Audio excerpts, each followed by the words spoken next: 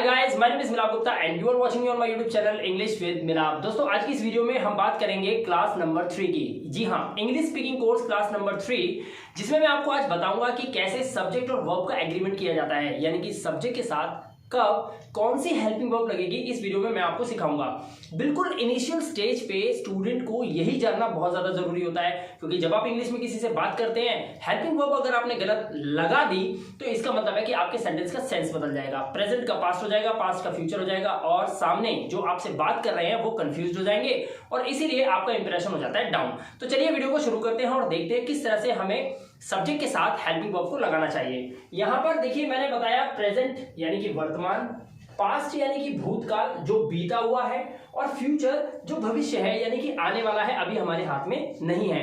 तो तीन तरह के टेंसेस होते हैं और हर एक टेंस के अंदर अलग अलग हेल्पिंग वर्ब का यूज किया जाता है। यहाँ पे देखिए, आई के साथ हमने क्या यूज करा, एम का यूज करते हैं और हैव का यूज करते हैं। जैसे मैं बोलूं आई एम अ बॉय, तो मैं एक लड़का हूं, मुझे बोलना है मेरे पास एक मार्कर है, आई हैव अ मार्कर, तो आई के साथ हमेशा आप एम या हैव का यूज करेंगे। दूसरा हमारे पास ही, शी, इट और कोई एनी नेम यानी कि कोई एक नाम, रोहन या सोहन, ऐसा कोई नाम आए या ही, शी, इट हो तो उसके साथ इज और हैज का यूज आप कर सकते हैं। दो नाम आए, कोई दो नाम जैसे Rohan and Sohan, my father and your mother and your sister, इस तरह से अगर दो नाम आते हैं या दो व्यक्ति एक साथ आते हैं एंड लगाकर और यू, वी और दे हो अगर हमारा सब्जेक्ट, तो हमें आर या हैव को यूज करना चाहिए। जैसे you are a good boy, we are in the park, हम पार्क में हैं। या फिर मैं बोलूं दे हैव मनी, उनके पास पैसा है। या मैं बोलूं they are in the garden, वे गार्डन में हैं। इस तरह से हमें आर और हैव का यूज इनके साथ करना चाहिए। ओके, अब बात करते हैं डू या डज की। ये भी प्रेजेंट की ही निशानी होती है। किसी सेंटेंस के अंदर अगर डू या डज का यूज होता है तो वो एक प्रेजेंट टेंस कहा जाता है। तो इसमें आई, यू, वी, दे के साथ हम डू का यूज करते हैं और ही, शी, इट और कोई एक नाम एनी सिंगुलर नेम के साथ हम डज का यूज करते हैं। एग्जाम्पल में मैं आपको बताता हूं। जैसे मान लीजिए मैं बोलूं I do not like it, मैं ये पसंद नहीं करता हूं, तो मैंने आई के साथ डू नॉट का यूज करा, यानी कि आई के साथ डू लगाया। शी डज माई वर्क, वह मेरा काम करती है, यहां पर शी के अकॉर्डिंग मैंने डज को यूज करा। अब जैसे मान लीजिए मेरे को यूज करना है कोई नाम, मैं बोलूं रोहन कपड़े धोता है, तो मैं बोलूंगा रोहन वॉशेज द क्लोथ्स। लेकिन जब मुझे बोलना हो कि रोहन काम करता है, तो मेरे को यहां पर डू या डज का यूज करना है। तो अब मैं क्या यूज करूंगा, रोहन एक सिंगुलर नाम है तो इसके साथ मैं यूज करूंगा रोहन डज। तो क्यों? क्योंकि रोहन एक सिंगुलर है, तो ही, शी, इट और एनी सिंगुलर नेम के साथ आपको डज का यूज करना है। तो इस तरह से आपको एम, हैव, इज कहां लगेगा, आर कहां लगेगा, हैज, हैव का कैसे यूज होता है, कहां किसके साथ लगता है, ये आपको इस टेबल से पता चल जाएगा। अब चलते हैं पास्ट टेंस में। पास्ट टेंस में आई, ही, शी, इट और कोई एक नाम, जैसे यहां पे लिखा हुआ है ना राम, ऐसे ही कोई नाम और हो सकता है। जैसे मान लीजिए मैं लिखता हूं मोहन, ऐसा कोई एक नाम अगर हो तो उसके साथ आप वर्ड्स का यूज करेंगे। ध्यान रखना, इसको वाज नहीं बोलते, इसको बोलते हैं वर्ड्स। ठीक है, जैसे आई वॉज एट होम, मैं घर पर था। ही वॉज माई ब्रदर, वह मेरा भाई था। शी वॉज माई सिस्टर, वह मेरी बहन थी।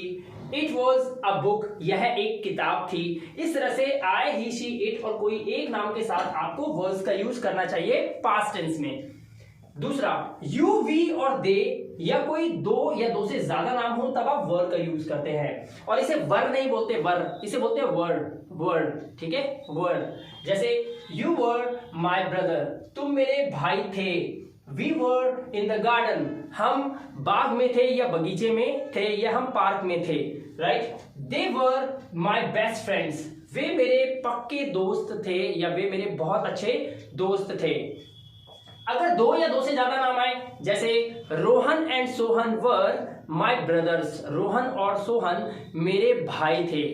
You were in the park, आप पार्क में थे। इस तरह से हम यू, वी, दे और दो या दो से ज्यादा नाम के लिए हम वर्ड का यूज करते हैं। हम बात कर रहे हैं पास्ट टेंस की, यानी कि भूतकाल की, बीते हुए समय की।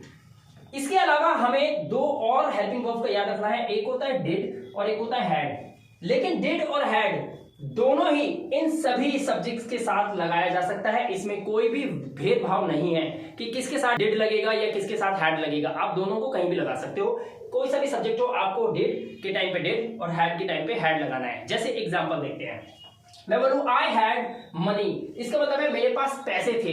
मैं बोलूं यू हैड अ कार, आपके पास एक कार थी। तो इस तरह से मैंने पास था, पास थी के लिए मैंने हैड का यूज करा। तो यहां पर हमने पास्ट टेंस को अच्छे से समझ लिया। अब हमारे पास है फ्यूचर। फ्यूचर यानी कि भविष्य। देखो दोस्तों, भविष्य के लिए ना हम एक ही हेल्पिंग वर्ब यूज करते हैं, ज्यादातर वो होती है विल का यूज करते हैं, और ये सभी सब्जेक्ट के साथ लग जाती है। आई हो, चाहे यू हो, ही हो, शी हो, इट हो, एक नाम हो, दो नाम हो, यू वी दे हो, आपको सिर्फ विल का यूज करना है। लेकिन यहां पर आपको शैल के बारे में थोड़ा सा बताना चाहूंगा। अगर आप किसी से कोई क्वेश्चन करते हैं, आई और वी अगर आपका सब्जेक्ट है तो आप शैल का यूज करने की कोशिश करेंगे। एक तो ये कंडीशन होती है, जैसे मैं बोलूं शैल आई कम इन, क्या मैं अंदर आ जाऊं, ये बोल सकते हैं। या मैं बोलूं आपसे शैल वी गो, क्या हम चलें, तो इस तरह से भी हम वी के साथ शैल का यूज कर रहे हैं, क्योंकि हम एक सवाल सा पूछ रहे हैं कि क्या हम चलें, क्या मैं ये करूं, इस तरह से। लेकिन शैल का एक और तरीका होता है यूज करने का आई और वी के साथ। अगर ये थोड़ा सा डीप इंग्लिश हो जाता है, लेकिन मैं यहां पर आपको हर बात बताना चाहता हूं। अगर मान लीजिए कोई भविष्य का होने वाला काम है जो आप करोगे, लेकिन अगर आप श्योर नहीं हो कि वो काम आप पक्का करोगे, तब आप शैल का यूज करो आई और वी के साथ। अगर आपको पता है वो काम आप पक्का करोगे, यकीनन करोगे, 200% करोगे, तब आप आई और वी के साथ शैल नहीं विल का यूज करेंगे। इसीलिए मॉडर्न इंग्लिश के अंदर ये जो लिखा है ना मैंने मॉडर्न इंग्लिश, इस मॉडर्न इंग्लिश के अंदर सभी सब्जेक्ट के साथ फिलहाल हम विल का यूज कर रहे हैं। हम शैल का यूज बहुत ही कम या फिर ना के बराबर करते हैं। तो कोई काम भविष्य में जो कच्चा हो, आपको पता हो कि ये होगा या नहीं होगा, आपको भी डाउट हो, तब ऐसे केस में आप बोलोगे आई शैल गो टू स्कूल टुमारो, मैं कल स्कूल जाऊंगा, बट आप श्योर नहीं हो कि आप जाओगे कि नहीं। लेकिन अगर मैं बोलूं I will go to the school tomorrow, मैं कल स्कूल जाऊंगा, तो यहां पर इस बात से, इस स्टेटमेंट से ये क्लियर हो जाता है कि आप सामने वाले को ये बता रहे हो कि आप स्कूल पक्का जाओगे, हर हाल में जाओगे, आप श्योर हो।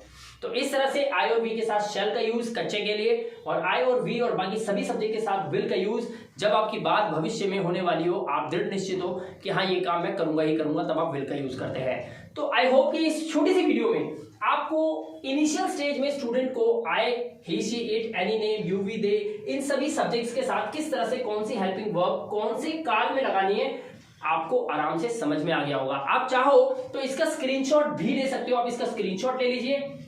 और ये थी हमारी वीडियो क्लास नंबर 3। दोस्तों मैंने यहाँ पर एक सीरीज स्टार्ट की हुई है, जिसमें हम क्लास नंबर 1, जिसमें मैंने आपको बिल्कुल इनिशियल स्टेज में आपको कैसे इंग्लिश को शुरुआत करनी चाहिए मैंने बताया है। क्लास नंबर 2 जिसमें मैंने आपको बताया था कि कैसे हम सेंटेंसेस को निर्माण कर लेते हैं, सेंटेंस को फ्रेम कर लेते हैं। और क्लास नंबर 3 जिसमें हमने आपको बताया कि किस तरह से सब्जेक्ट के अकॉर्डिंग ही हेल्पिंग वर्ब का यूज करके हम इंग्लिश को बोलने की शुरुआत कर सकते हैं। दोस्तों वीडियो अच्छा लगा हो तो वीडियो को एक लाइक जरूर कीजिएगा, और चैनल पे पहली बार आए हो या आते रहते हो तो चैनल को सब्सक्राइब जरूर कर लीजिएगा। और एक काम प्लीज कीजिएगा, आपसे रिक्वेस्ट है कि इस वीडियो को ज्यादा से ज्यादा लोगों के साथ शेयर कीजिए। और मैं बिलाप गुप्ता यूट्यूब के प्लेटफॉर्म पे बहुत जल्द लाइव आने वाला हूं। जैसे ही हमारी वीडियो में 1000 व्यूज आने शुरू हो जाएंगे, मैं यूट्यूब पर लाइव आ जाऊंगा आप लोगों के लिए। तो मेरी कोई भी वीडियो प्लीज मिस मत कीजिएगा, वीडियो को लाइक जरूर कीजिए ताकि वीडियो दूर तक जाए। छोटे छोटे बच्चे गांव में और हर छोटे छोटे शहरों में, छोटे छोटे गांव में ये वीडियोस बस जानी चाहिए, दिलों में बस जानी चाहिए, ताकि मैं जल्द से जल्द यूट्यूब के प्लेटफॉर्म पे लाइव आ जाऊं डिजिटल बोर्ड लेकर आपको पढ़ाने के लिए। तो चलिए फिर मिलते हैं आपसे वीडियो क्लास नंबर 4 में। तब तक के लिए अपना ध्यान रखिए, सुरक्षित रहिए। Thank you very much and have a good day.